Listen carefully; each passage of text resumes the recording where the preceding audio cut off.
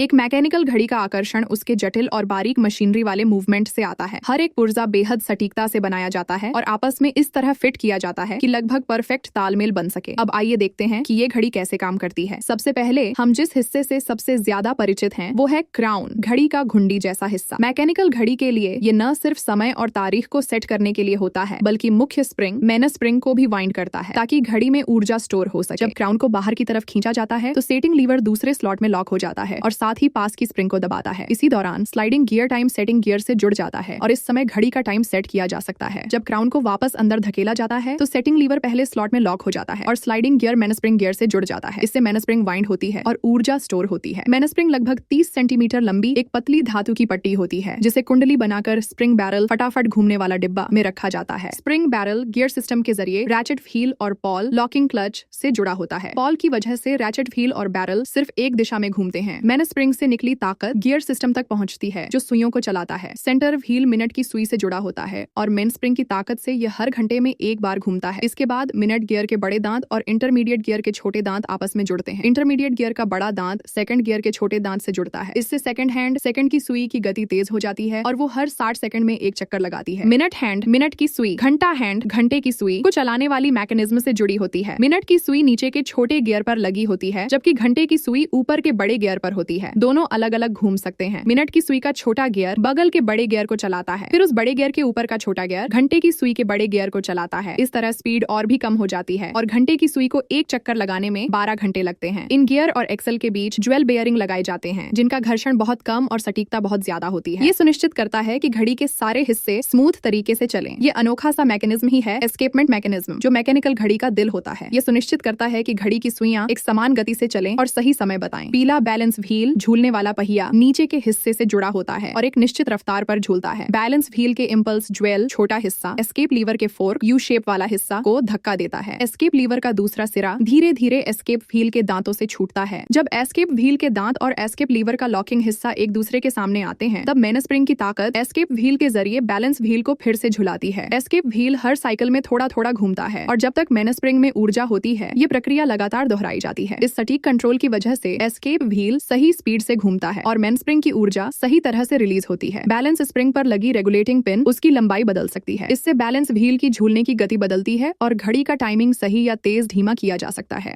Video की शुरुआत में जो टिक टिक की आवाज सुनाई देती है वो एस्केपमेंट में लगे दो छोटे ज्वेल्स के एस्केप व्हील से टकराने की वजह से होती है। एक शानदार मैकेनिकल घड़ी में सैकड़ों छोटे छोटे पुर्जे होते हैं जिन्हें बहुत बारीकी से बनाया और जोड़ा जाता है। ये न सिर्फ घड़ी की टाइमिंग को स्थिर रखते हैं बल्कि उसे एक खास आकर्षण भी देते हैं।